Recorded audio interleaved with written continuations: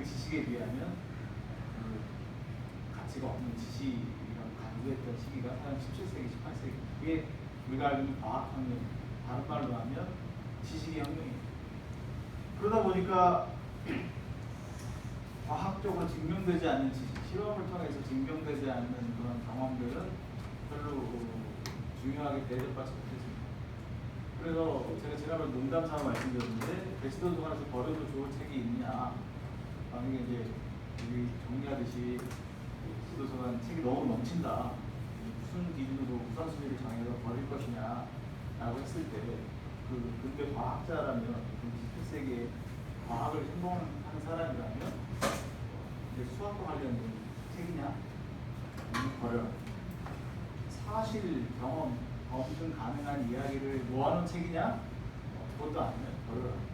이렇게 내가 농담삼아 이야기했는데 굉장히 지식의 가치를 수학적으로 증명할 수 있는 가치로 환원시켜서 이것만을 지식이라고 얘기했던 시기가 가장 과학혁명의 시기고요.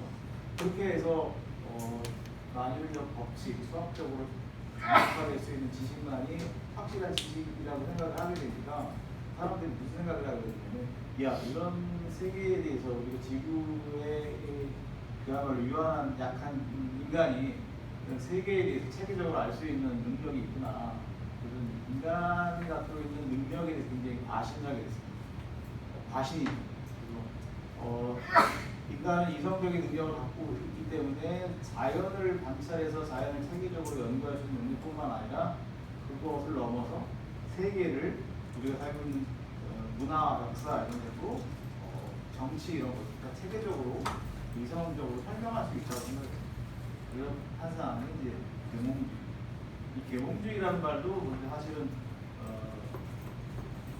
그 일본 번역어죠. 계몽이라는 말을 쓰고 독일어는 아우클레룽, 영어에는 인라이트먼트, 빛으로 오다, 그런 의미를 가지고 있는데, 그러다 보니까 농경사회에서 지배했던 그런 어떤 옛날 사고방식이 통용되지 않고 합리적으로 사유하는 방식이 일반화돼서 굉장히 많은 이제 계몽 철학자들이 등장하기 시작합니다. 우리가 알고 있는 루소라든가 로크라든가 굉장히 사회 철학 벤담도 마찬가지고 그런 계몽 철학자 대열에 들어가는 사상가. 그래서 세상을 더 이상 신의 섭리가 아닌 인간의 의지, 인간의 노력을 통해서 얼마든지 바꿀 수 있고 인간이 주가 되는 그런 방식으로 살면 가능하다라고 했던 시기가 계몽 시대입니다. 이런 시기가 서양에서 화폐를 발전했는데 왜 서양에서 발전했을까? 이게 또 궁금증이긴 해요. 근데 뭐 다른 거 여러 가지 이유가 있겠지만 민주주의라든가 풍토라든가 여러 가지 요소가 있겠지만 저는 개인적으로 기본적으로는 경제적인 문제가 가장 큰 요소다라고. 그러니까 전 세계 어느 나라든지 한 17세기, 18세기 전까지만 해도 이렇게 제조업이라든가 상공업이 발전한 문화가 없었습니다. 지금의 유럽이나 이런 데에서만 독특하게 이렇게 교역을 하고 제조업을 바탕으로 해서 뭔가 물건을 생산해가지고 팔고하는 그런 것들이 굉장히 발전을 했어요. 그래서 말하자면 돈 버는 사람들이 점점 많아지기 시작해서 그런 사람들이 계층이 좀 더 확대가 되니까 그런 사람들이 세금을 내고 이런 사람들이 점점 사회의 주역으로 등장하게 되니까 옛날 귀족적인 가치, 귀족이 중요시했던 공동체적 가치라든가 그런 것들을 이제 무시하기 시작했죠.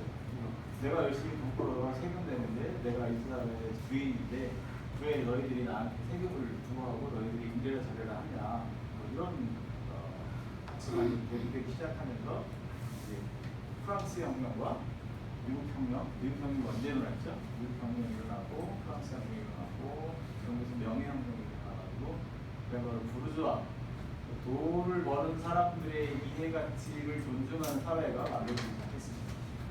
그런 사회가 쭉쭉 만들어졌는데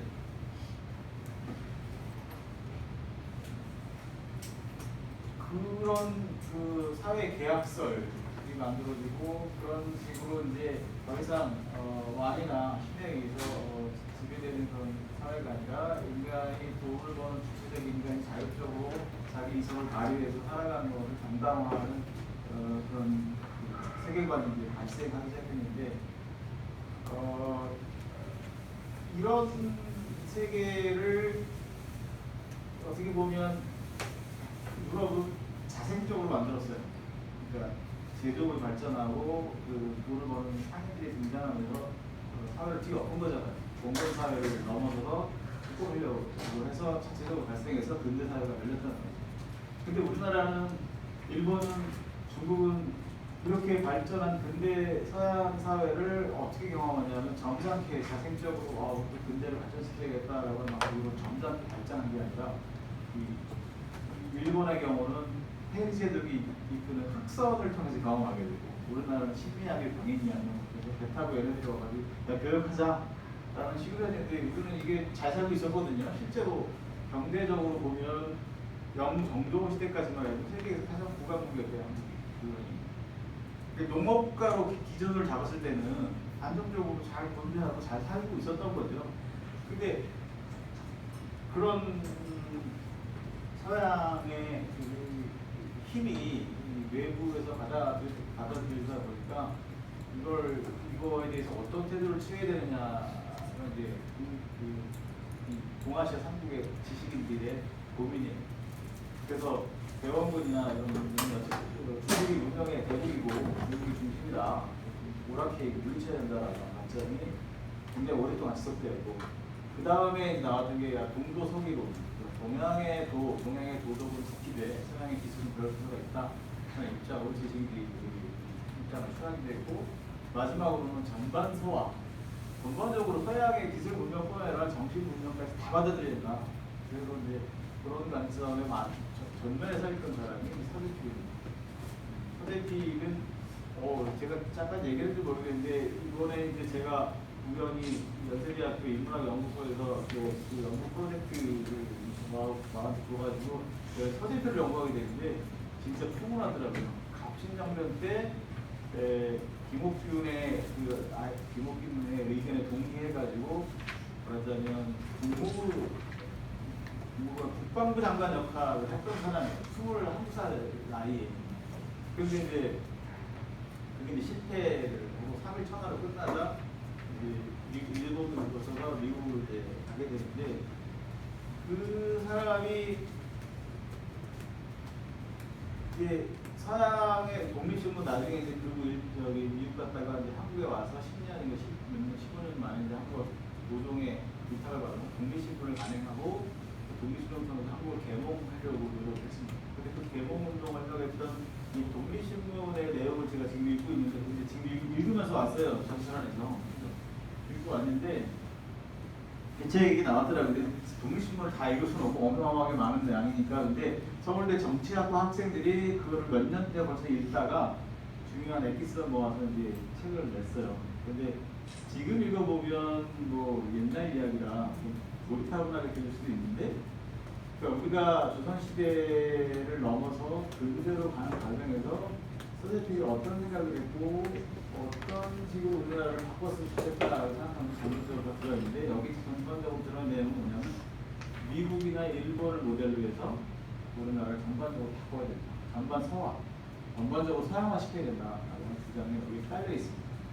그래서 이런 관점에서 보면 1948년이 우리나라는 근대적 의미에서 국가의 탄생이라고 말할 수 있습니다. 그러면 문제가 생기죠. 사실 그 전에 독립운동하는 사람들이나 일제시대 때 임시정부라든가 이런 노력들이 별로 중요하게 여겨지지 않는 문제가 생겨요. 근데 어쨌든 서양의 근대 문명을 중심으로 보고 그 관점에서 세계를 이해하고 역사를 이해한다고 한다면 1948년이 대한민국 이게 시작이 엄밀하게 말하면 공식적으로는 그런데 비공식적으로는 사실 그 이전에 서대필부터 시작해서 서양의 민주주의 이념을 가지고 우리나라를 그 모델에 맞게 바꾸려고 했습니다. 그래서 제 생각에는 좀 민감한 얘기가 될 수 있을지 모르지만 그 당시에 서대필이나 많은 사람들이 일본 모델로 해서 서양 우리나라를 근대화시키려고 노력했기 때문에 이 서대필 같은 사람을 친일파라고 얘기해야 될까?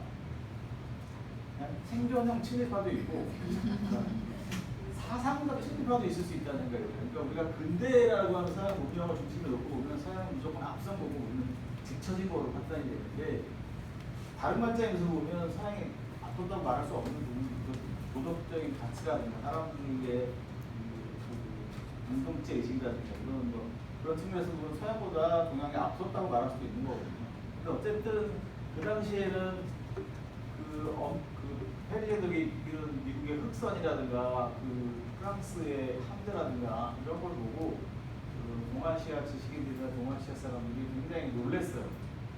문명의 경주국이라고 생각했던 동아시아 사람들이 서양의 기술 문명을 보고 너무너무 놀란 거죠. 그래서 그 상황에서 지금 대안이 아무것도 없을 거라고 생각한 거예요.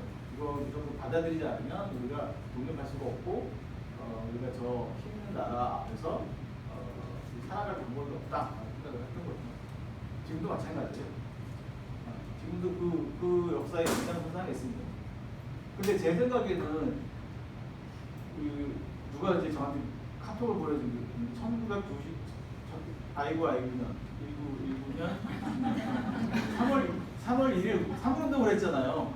100년이에요. 2019년. 근데 그때 독립 만세를 외쳤는데 100년 만에 우리가 일본하고 정면으로 맞서는 것 같다. 근데 맞설려면 경제적 힘든 거 감수하지 않으면 안 될 것 같다. 뭐 이런 얘기를 누가 톡을 보내주는데 그런 100년의 역사를 가지고 있는데 어쨌든 이 모든 이 근대 이후의 한국의 역사가 서양 과학이라고 하는 관점에서 역사적으로 변화되는 과정, 역사적으로 문화적으로 전달되는 과정에서 오늘 우리에게 이르렀다고 한 거예요. 그래서 이 과학이라고 하는 걸 과학이라는 관점에서 무기를 만들고 문명을 만들어왔던 서양이 지금까지 앞서 있기 때문에 우리는 지금 이 부분에 있어서 굉장히 이제 여러 가지 고민을 할 필요가 있습니다. 그리고 그 정도까지 얘기하는데 이제 오늘 얘기는 근대 비판이기 때문에 서양 과학이 갖고 있는 문제가 뭐냐, 그다음에 서양에서 발전된 계몽사상, 사회계약설, 그다음에 서양 사람들이 굉장히 중요한 가치로 여겼던 개인주의, 그다음에 서양 사람들이 발전시켰던 근대 경제학의 문제적인 이거에 대해서 제가 여기까지 소개를 하고 그런데 제 강의 마지막이니까 그때까지 제가 얘기했던 것 중에서 궁금한 거 있으면 자유롭게 좀 많이 물어보는 시간을 좀 드리도록 하겠습니다. 과학의 문제점은 뭘까요? 그러니까 지금 제가 말씀드린 수학적으로 증명된 것만 시자라고 얘기하면 뭐가 무슨 생각이 드시나요? 1차적으로 네? 정신병자예요?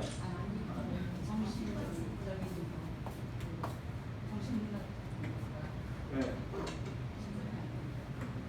그렇죠.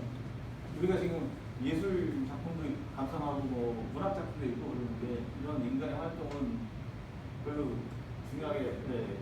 근데 서양에서 과학이 발전하면서 사실 인문학이나 사가 모든 학문의 경제학이나 이런 게 다 물리학의 기준에 의해서 학문성을 보장받아야 된다 생각을 했어요. 여러분 인문학 공부 많이 하시는데 인문학의 객관성은 어디 있나? 과학자들이 니네 맨날 책 읽고 그런데 뭐하러 해? 증명되는 얘기도 아니고 확실한 지식도 아닌데 뭐하러 공부하냐라고 물어보면 인문학 하시면 나 자존심 상하잖아요. 저도 철학을 했지만 저는 할 말이 많아요. 근데 여러분은 어떻게 생각하시나요? 네, 시간을 통해서 검증되는 학문이 인문학이다 이렇게 말할 수 있지요. 톨스토이의 작품이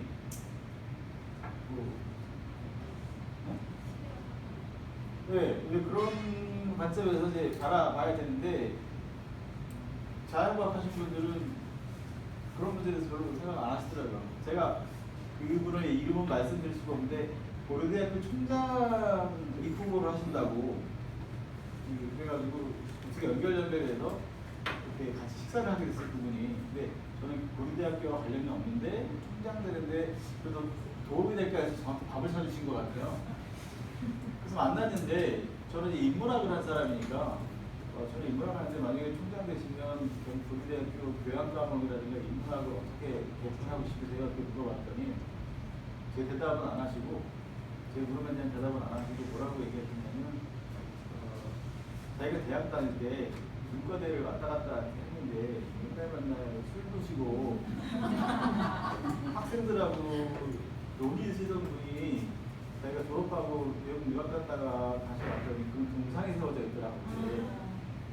그래서 그분이 생각하는 건 뭐냐면 인문학은 그냥 검증될 수도 없는 얘기인데 계속 뭉뚱 넘어가면서 술 마시면서 얘기하고 있는 그런 용도로 생각을 하시더라고요. 걱정스럽더라고요. 이미 총장 되면 안 되겠구나. 근데 떠나시더라고요. 근데 모르겠어요. 지금 또 이제 계속 준비를 하고 계시는 것 같은데 어쨌든 자연과학 하시는 분들의 말대로 그런데 서양 그분이 개인적으로 그런 생각을 했지만 서양 17세기, 18세기 이후 모든 지성인이 다 그런 관점을 생각을 했습니다. 과학적. 적어도 기상학 정도의 예측 가능성이 있어야 학문이다. 일기예보 정도. 야, 내일 비 올까 안 올까 몇 퍼센트 정도 맞출 수 있을 정도의 그런 개연성을 가진 지식이 진짜 지식이지 정답을 낼 수 없고 뭔가 확실한 어떤 객관적 지표를 말할 수 없는 학문은 학문이 되게 부족하다. 그러니까 바이올린하고 피아노 치고 이런 건 어떻게 되겠어요? 그건 학문도 아니고. 프랑스, 독일, 영국에서는 이걸 대학에서 가르치잖아. 우리나라는 예술대학에서 이걸 하지만 그 유럽에서는 이거는 대학에서 배울 수 있는 게 아니다. 그래서 학교만 있어요. 예술을 공부하려면 프랑스 예술 학교를 가는 거지 예술 대학에 가는 게 아니야. 그건 왜냐하면 객관적으로 증명할 수가 없어요. 어떤 바이올린을 잘 키우는 사람이 저 사람이 최고의 스탠다드다 말할 수 없잖아요. 증명을 못 하잖아요. 그런 식으로 이제 학문이 문과가 나눠지기 시작해가지고 자연과학을 중심으로 해서 학문을 이렇게 만들어놨는데 그게 그야말로 자연과학의 횡포고 이성의 횡포죠. 그래서 서양 근대적인 관점으로 학문 활동을 하지 않으면 다 이단이 됩니다. 인간 삶 전체가 다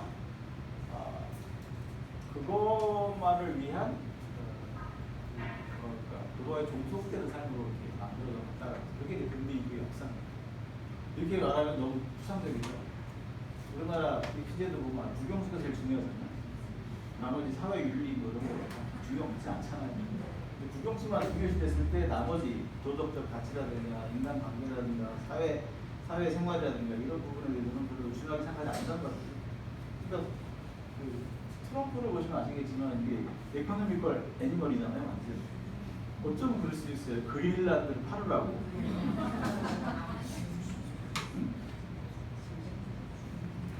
네, 그러니까 덴마크가 할 수 있는 게 아니다라고 얘기했더니 나 그럼 니네 나라 안 가. 지금 그런 상황이잖아요. 네? 그러니까 굉장히 경제적이고 자기 입장에서만 생각하는 그런 관점이 이제 사회에서 일반화되어 있고 그거에 대해서 별로 나쁘게 생각하지 않는 전통이 서양 전통이 쭉 발전해 왔다라는 거예요. 돈 벌고 이해관계에 따라서 움직이는 것 자체가 결코 잘못된 게 아니라고 하는 사고방식. 이게 이제 오늘날까지 이해도 되고 있다라고 하는 거죠. 근데 과학은 이제 그런 측면에서 그렇고 이 사회를 이제 그런 관점에서 설명하려고 국가를 그런 관점에서 설명하려고 하는 과정 사회 계약설이 나왔는데 사회 계약설도 문제가 많죠.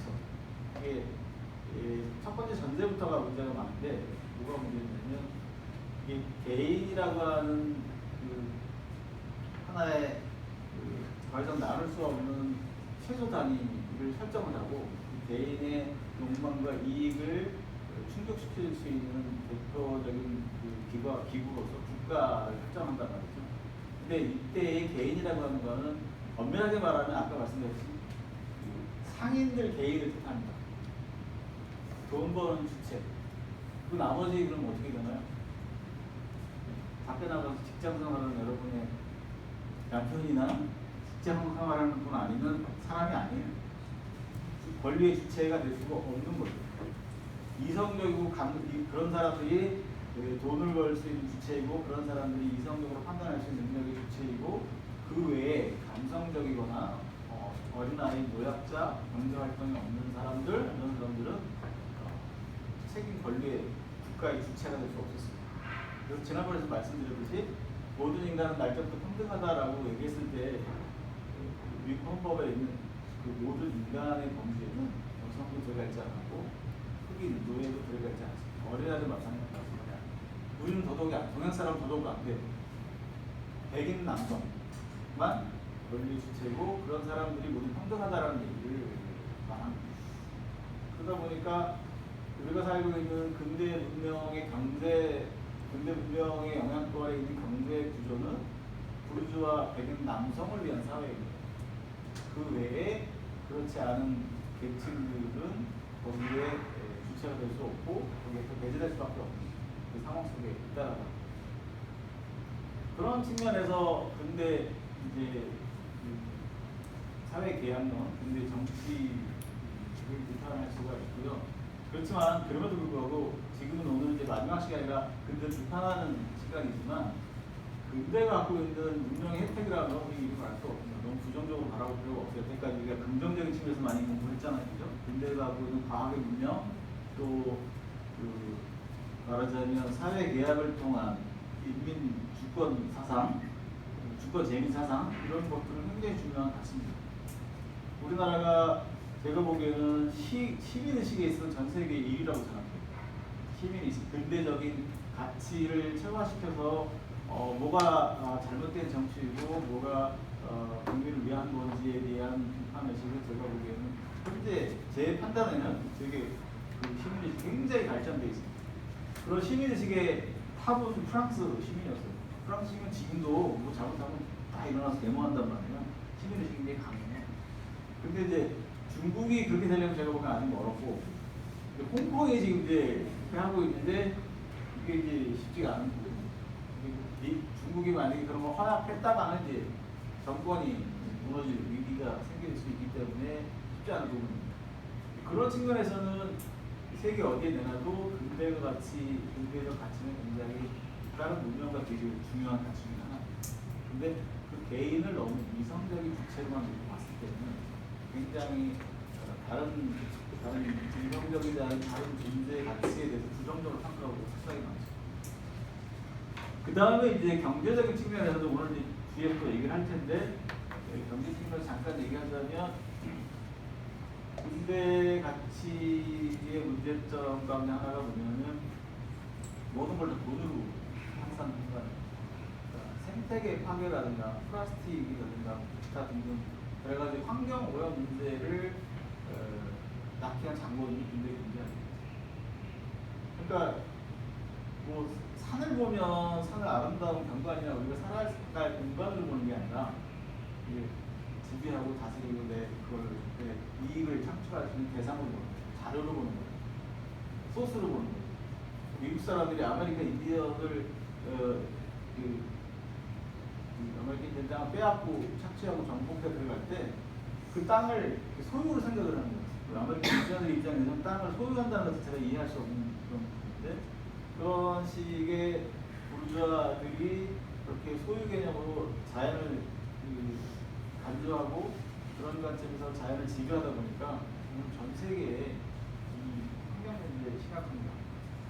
쓰레기 문제 심각하고 이런 문제에 대해서 뭐 경제 논리에서도 설명해가지고 뭐 탄소 배출권이라든가 이런 것도 하고 그러는데 제 생각에는 근본적으로 자본주의 시스템이 갖고 있는 이 돈으로 모든 걸 환산하려고 하는 시스템, 그 안에서만 살려고 하는 생활 스타일도 바꾸지 않으면 제 생각에는 재앙이 인류 전체가 재앙을 맞이할 수밖에 없는 상황이 있습니다. 그래서 근대의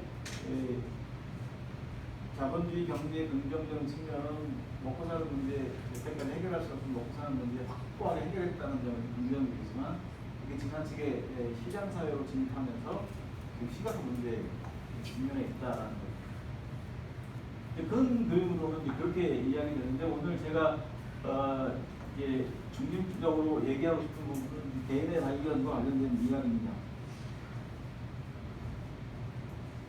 서양에서 어떻게 보면 그 이전에도 개인주의가 있었다고 말할 수 있지만 서양에서 처음으로 인간이 다른 어떤 후견이 필요하지 않은 독립적인 주체로서의 이성적인 존재라고 하는 의식을 처음으로 생각을 했습니다. 서양 사람. 근데 인간 독립적인 자율적인 존재다. 누구도 누구의 방해도 받지 않고 누구의 침해도 받지 않는 자율적인 존재다. 그런 생각을 17세기, 18세기 개봉사 사람들이 가졌습니다. 뭐 나중에 이제 이거에 대해서 비판을 할 수 있지만 지금 상태에서는 굉장히 긍정적인 생각을 볼 수가 있어요. 지금 그 인간 독립적인 자율적인 존재를 스스로 생각하고 스스로 결정하는 것이 인간이다 라고 하는 관점은 귀족사회, 공권사회에서 생각할 수 없었던 이야기입니다. 그러니까 그 이전에는 사람들이 어떤 시대를 살았냐면 이런 시대를 살았죠. 그리고 뭐가 느껴지시나요?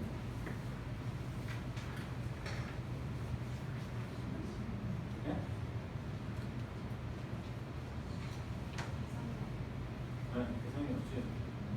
근데 여러분 딱게 누가 누군지 구별할 수 있겠어요? 이 사람이 이 사람 같고 이 사람이 이 사람 같고 다 비슷하잖아요.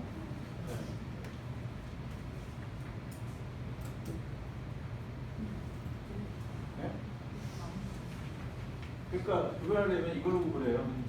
네, 맨 위에 누구네 가문, 누구네 가문에 거기 앉아서 누구네 가문에 누구다, 누구네 가문에 누구다. 그러니까 그 말하자면 문장 앞에 서서 그 사람 구별한단 말이에요. 여기서 내가 개성을 발휘해가지고 뭐 이 사람들이 이런 거 안 입고 빨간 옷을 입는다거나 그럼 이단이 이상한 사람이에요. 우리도 그런 거 많잖아요. 다 대충 눈에 띄지 않은 옷을 입어야지. 아니면 완전 제가 아래로 하얀 거 입고 하얀 구두 입고 날총머리 하고 입으면 이상하게 보이잖아요. 근데 지금도 우리 사회가 그렇지만 그런 식의 그 젊은 아이들의 개성을 별로 그렇게 존중하지 않아요. 눈에 띄지 않는 걸.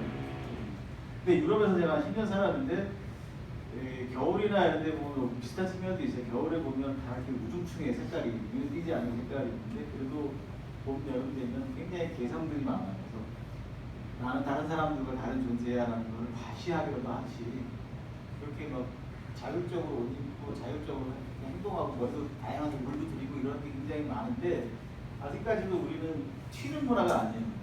튀면 안 된다라고 생각하기 때문에 이게 옛날 방식의 사고방식이 갖고 있어요. 공동체 안에서 내가 어떻게 하면 잘 융합되고 조화롭게 살아갈 수 있는가 이걸 우선시. 그래서 이게 이제 제가 볼 때 서양의 중세 시대를 지배했던 공동체주의의 상징입니다. 이게 제가 이런 거를 뼈저리게 느꼈던 게 뭐냐면 한국에서는 공부하면서 선생님한테 손 들고 질문해 본 적이 없는 것 같고 앞에 나와서 뭘 얘기해 본 적이 없었어요. 근데 독일에 가가지고 첫 수업을 듣는데 이게 동숭학단이더라고요. 질문만 하고 선생님이 쫙 대답을 하는데 막 유도를 해요. 그 말은 맞긴 하지만 요점에서 문제가 이제 요거를 어떻게 하면 누가 또 흔들고 그러면 그것도 다 내가 보완해서 얘기하면 회계사 교수님은 이 말도 맞아. 근데 내가 원하는 답은 아니야. 한 시간 내내 자기가 원하는 답을 찾도록 유도를 해야 된다. 그래도 이제 제가 갑자기 가서 손을 줄 수 있겠습니까? 근데 한번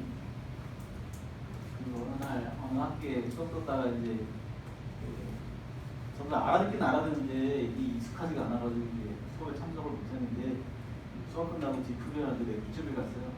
그래서 어쩌전 아까 이러고 이 문법 무시. 네가 그거 얘기한 거 내가 다 알았는 얘기인데 그런 얘기 촌스럽게 뭐라고 막 그랬어요. 근데 수업 시간에 한마디도 안 했냐. 그때 수업 시간에 했으면 참 좋아했을 텐데. 그래가지고 걔네들이 다음에 네가 수업할 때 손들면 우리가 조용할 테니까 얘기해봐라. 진짜 그러더라고요. 근데 쎄 하더라고요. 손드니까 조용하더라고요. 그때부터 이제 자신감을 가지고 얘기를 하기 시작했는데 그때 내가 왜 질문을 못했냐면 세 가지 생각 때문에 내가 질문하면 다 아는 얘기인데 네? 나 혼자 놀라가지고 다른 사람한테 방해가 되지 않을까? 여러분들 지금 그런 생각하시는 분 있을 거예요. 질문하세요. 그냥. 네? 다 지금 나만 몰라가지고 쟤 저것도 못 알아들었어? 다른 사람들이 나를 어떻게 볼까? 이런 의식. 그 다음에 내 이 질문이 정당한 질문이니까 잘 모르는데 괜히 진짜 엉뚱한 질문 해가지고 선생님한테 야 그것도 질문이라고 하냐? 라고 하는 소리 듣지 않을까. 또 마지막으로 한 가지는 그게 되게 크죠. 쟤 왜 나대냐? 잘난 체한다. 질문을 멋지게 던져서 야 교수님이 야 너 질문 정말 잘했다 라고 칭찬을 받으면 이제 그 다음부터 눈총이 따가운 거야. 쟤 잘난 체한다. 안 된다. 다른 친구들이 그렇게 볼까봐 걱정이 되는 거죠. 그런 게 다 뭐냐면 이게 나의 개인주의, 나의 생각, 나의 의견을 중요시하고 나의 생각을 먼저 남들에게 표출하는 과정을 중요하게 생각하는 건 아니라 눈치 보는 거라고 컸고요. 그냥 눈치만 보고 살아요, 평생. 그 문제는 그 눈치를 벗어나지 않으면 결국은 그렇잖아요. 남의 인생 사는 거지 내 인생 사는 거 아니에요.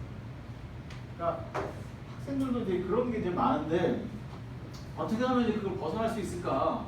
그런 거가 되게 중요한데 서양 사람들이 이미 오래전에 그렇게 남의 눈치 보고 살다 보면 민주주의고 뭐고 뭐 경제 발전이고 뭐고 이게 독재로 쓸 수 있고 그리고 어떤 사람들이 인간적인 의견이 지배될 수 있는 사회 구조가 만들어질 수 있기 때문에 그거를 막기 위해서라도 개인의 권리, 개인의 자유 이런 거 허용하지 않으면 안 된다.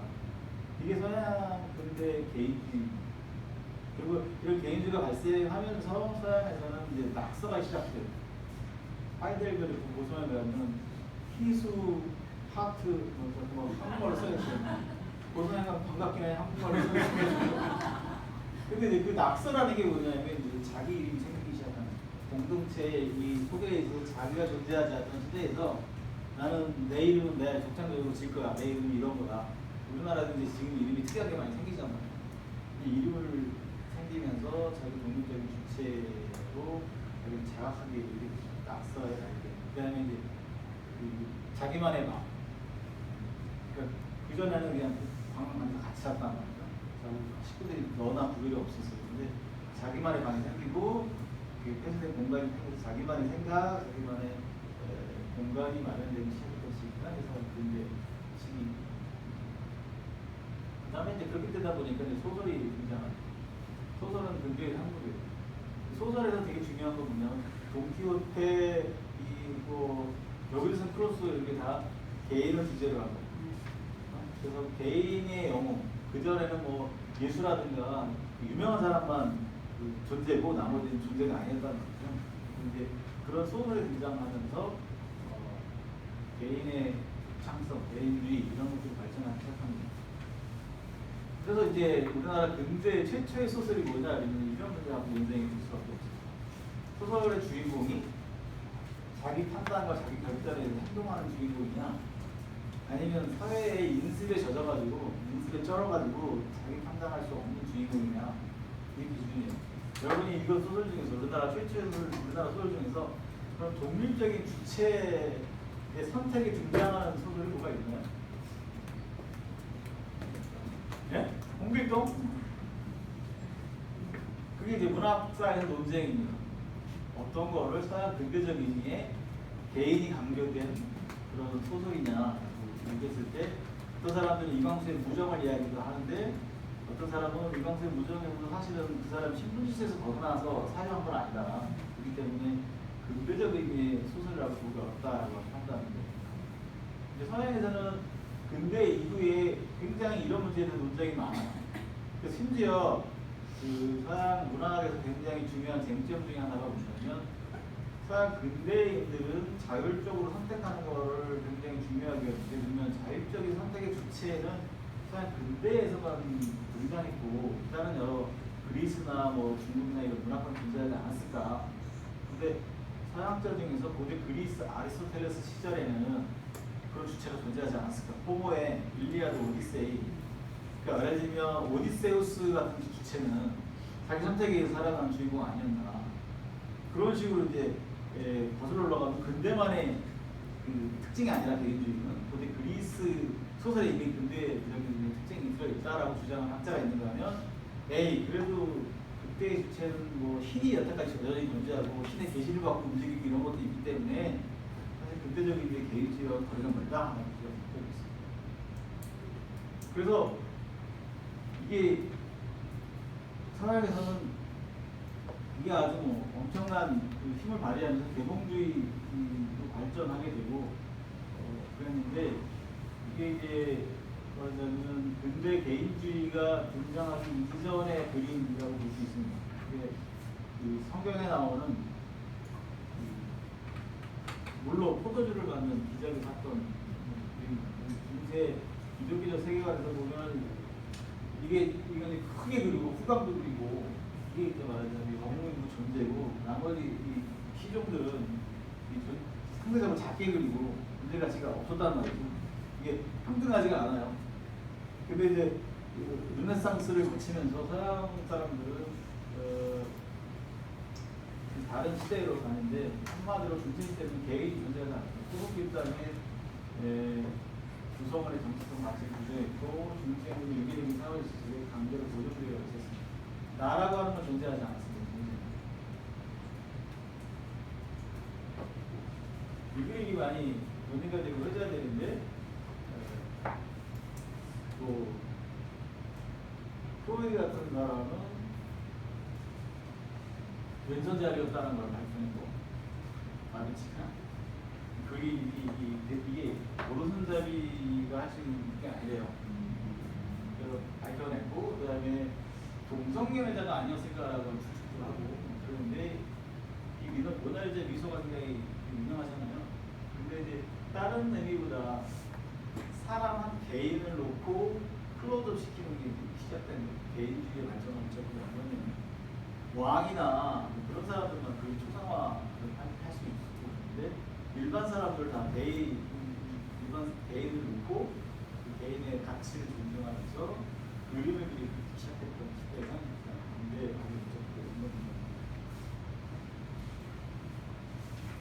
그래서 아까도 말씀드렸듯이 이탈리아 도시 중심으로 상업이 발달하고 그래서 스스로 고유한 개성을 강조하는 개인들이 등장하기 시작했다.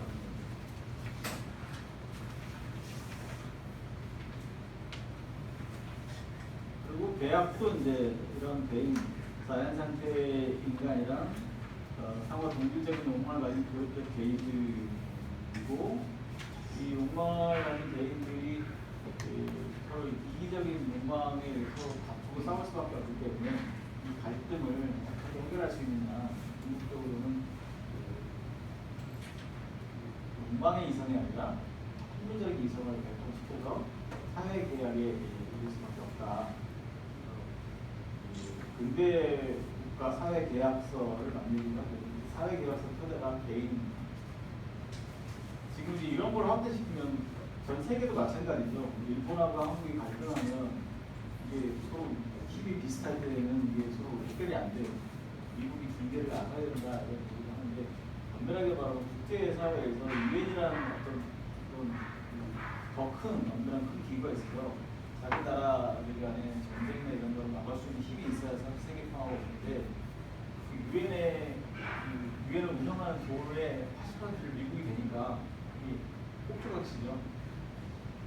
그리고 그런 상황에 있는데 어쨌든 그 당시에 사람들은 각 개인, 각 개별 국가의 독립성을 인정한 상태에서 개별 개인 혹은 그 독립성을 보장해주는 시스템을 성적으로 추구했습니다.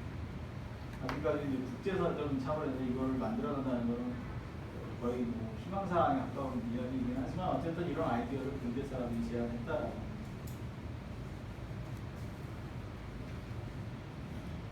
그리고 이제 법도 이제 여기서 이제 근대 법이죠. 그래서 그렇게 한 가지 제가 또 넘어가고 싶은 거는 이제 우리가 지금 경험하고 있는 법은 근대법입니다.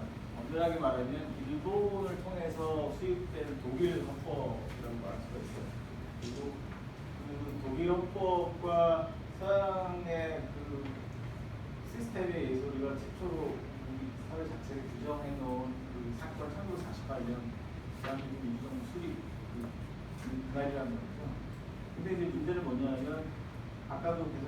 서양의 문화는 몽골 시대를 스스로 자생적으로 타파하고 그런 개인주의 바탕으로 해서 사회 계약을 하고 거기에 맞춰서 법을 만들었다는 거죠. 근데 우리는 그런 식의 토양이 없어요. 그냥 몽골 시대를 타파했던 자체적인 어떤 역량이 없고 그런 개인주의가 없었던 시절이란 말이에요. 서양의 그런 이미 그런 경험을 통해서 발전되어 온 법을 그냥 우리는 위에서 우리 얘네들이 만들어 놓은 법을 기초로 등등하다 만들어 내가 선언했어. 근데 우리 아래 자체 내 의식은 아까 제가 손들고 얘기할 수 없던 것처럼 공동체 의식이 있어요. 서로 있기 때문에 서양 법을 그냥 적용하면 이게 안 맞는 게 너무 많아요. 대부분 특이하게 우리나라에서 뭐 범죄를 저질러서 감옥 가게 된 사람들은 대체적으로 무슨 생각을 하냐면 내가 재수 없어서 걸렸다. 이것도 관행인데 그때까지 이 계통에서는 몰라서 그렇지 이 계통에서는 늘 이렇게 해왔거든. 그러니까 이게 자기 선택에 의해서 뭔가 죄를 부르려면 스스로 선택을 잘못했다라는 그런 잘못하고 잘했다라고 하는 규정이 따라줘야 되는데 재판을 맡은 사람들은 개인주의에 입각해서 판단을 해요. 근데 실제로 살아가고 있는 사람들은 공동체주의고 말하자면 어떻게 표현해야 될까요? 가족이나 어떤 종족이나 크고 집단의 의리도 똘똘 뭉친 사회 속에 살고 있단 말이에요. 그 내가 저기 가족을 위해서는 이게 잘한 일이고 내 여기 회사의 공동체한테는 내가 굉장히 긍정적인 일을 한 건데 내가 이게 왜 죄가 되는지 모르겠다. 이런 의식입니다. 그러니까 서양식의 법이 걔네들은 그냥 문화 자체적 역사적으로 발전되는 그런 과정에서 개인주의를 바탕으로 해서 만들어진 거기 때문에 걔네들한테는 떳떳해요.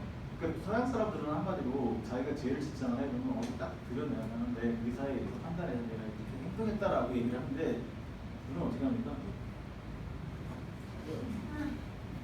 잠바를 가리고 얼굴 가려요. 타인의 시선이 되게 중요해요.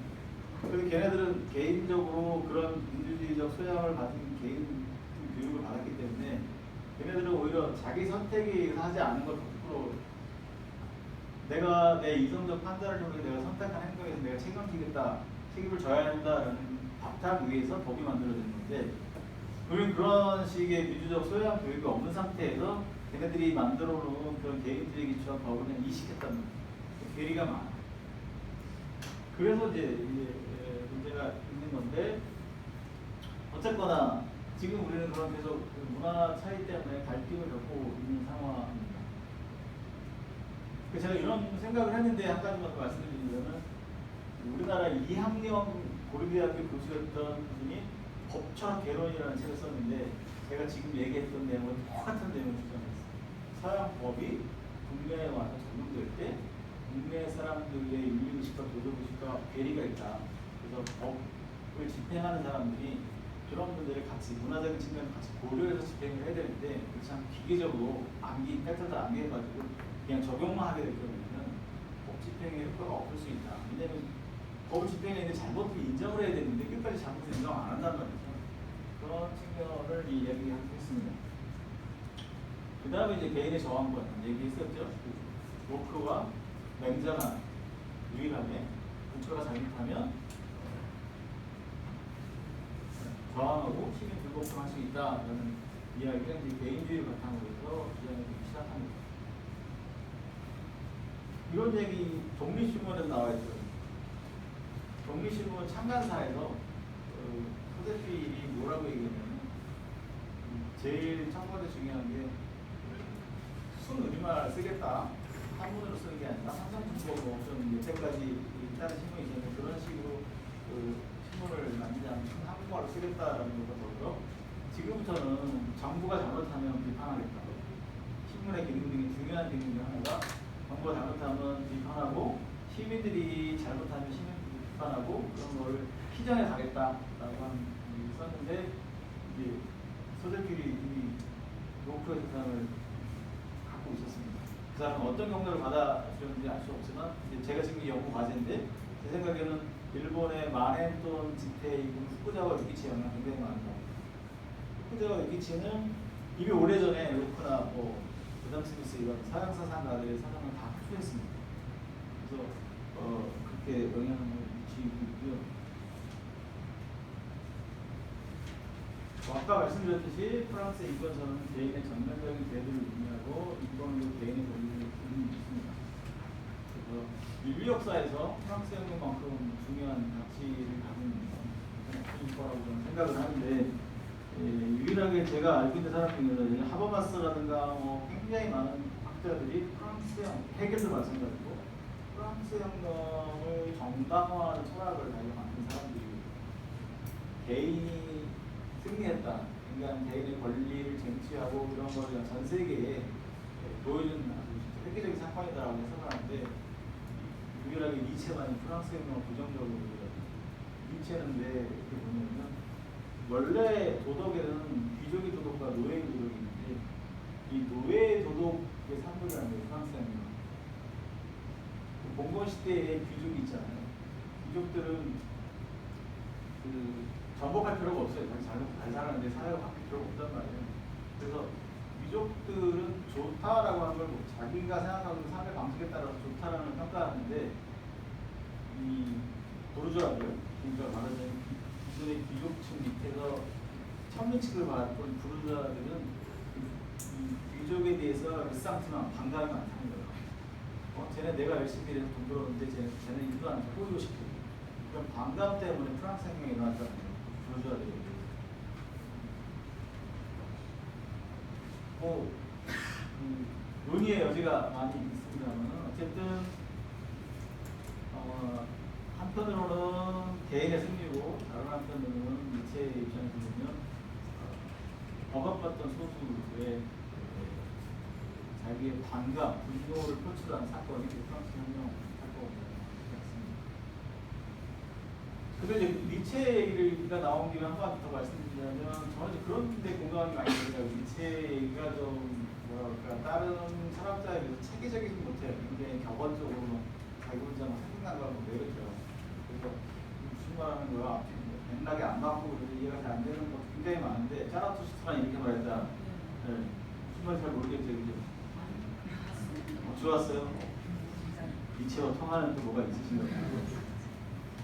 그때 어쨌든 저는 어려웠어요. 그래가지고 했는데, 그 사람이 얘기하는 그 분노, 반감, 일상티만 이런 것들이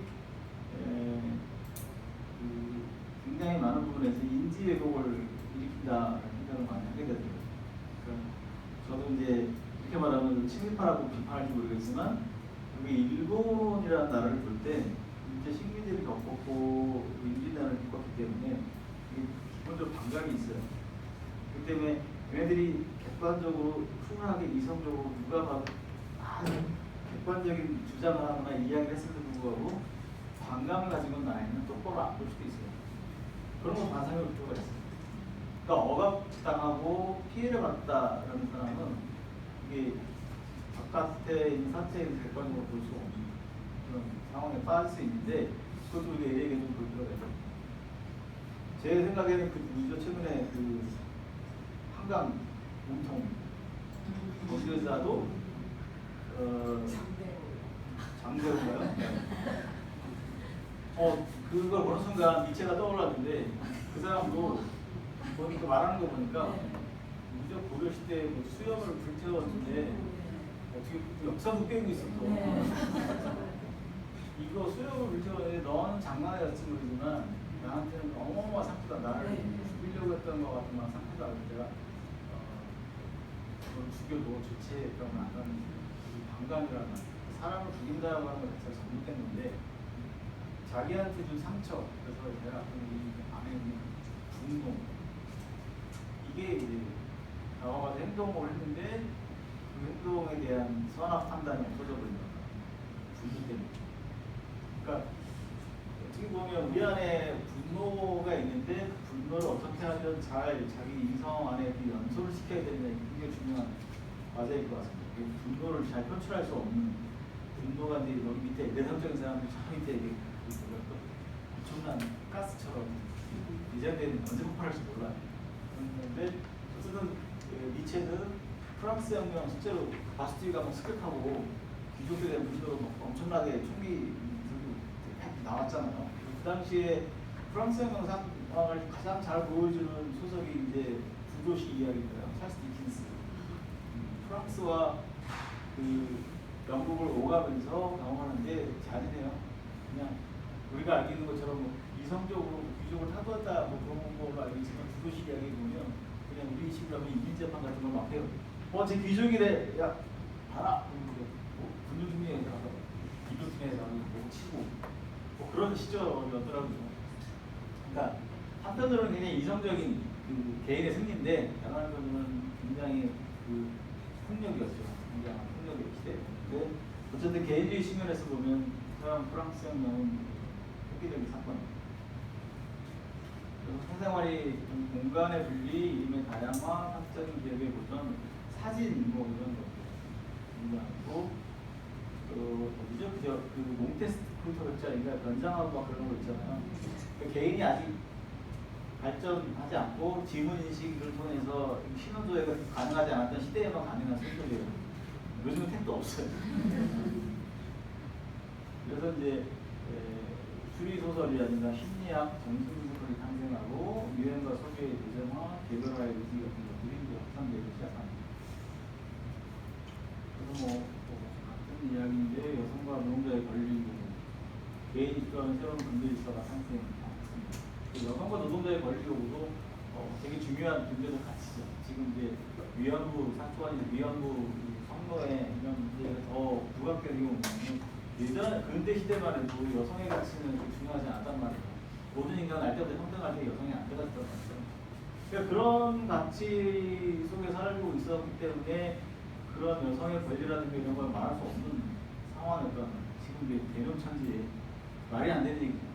그래서 여전히 근대의 가치는 이런 측면에서 살아 있습니다. 그리고 이 굉장히 소중히 보존해야 될 가치 중에 하나입니다.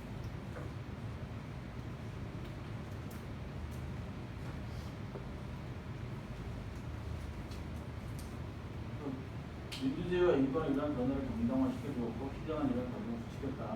아까도 말씀드렸듯이 부르주아 상공업의 이데올로기, 그래서 자유롭게 자기들이 자유롭게 무역할 수 있도록 내버려두는 거, 이게 자유의 기초고 그런 바탕에서 정치가 만들어지고 그런 바탕에서 사회 계약이 이루어지는 거, 그리고 개인이 돈을 벌어서 자기 개성을 표출하고 살아가는 세계, 이게 정말 멋진 신세계였단 말이죠. 근데 내가 이걸 깼어요. 정치적인 문제를 가지고 경제적인 보복을 했단 말이에요. 그거에 대해서 같이 보복을 하려면 또 다시 똑같은 논리적 모순에 빠져요. 눈에는 눈, 이에는 이 이렇게 해버리면 그쪽이 지난번에 말씀드렸듯이 저쪽에서 복수하다 보면 같은 논리적 모순에 빠져버려요. 그래서 제일 좋은 거는 그 논리적 모순에 빠지지 않고 화해하는 방식밖에 없는데 쉽지 않죠.